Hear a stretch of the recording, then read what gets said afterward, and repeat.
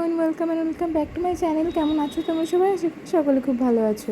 চলে এলাম 9 মাসের স্বাদের ভিডিও নিয়ে। 15ই এপ্রিল ছিল আমার 9 মাসের স্বাদ। সকাল সকাল দেখতেই পাচ্ছ রেডি হতে শুরু করে দিয়েছি, কারণ মেয়েদের রেডি হতে তো একটু সময় লাগেই, তাই জন্য তাড়াতাড়ি রেডি হতে শুরু করে দিয়েছি। যেহেতু হাতে সময় কম ছিল, তাই আমি পুরো মেকআপটা হাত দিয়েই সেরে নিয়েছি।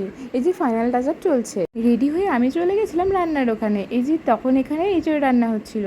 যেহেতু আমাদের বাড়ির সবাই নিরামিষভোজী আর আমিষ তোলা হয় না, তাই জন্য আমাদের বাড়িতে কিন্তু নিরামিষ রান্নাই হয়েছিল। আর এই যে সামনেটায় খাওয়ানোর জায়গা করা হয়েছিল।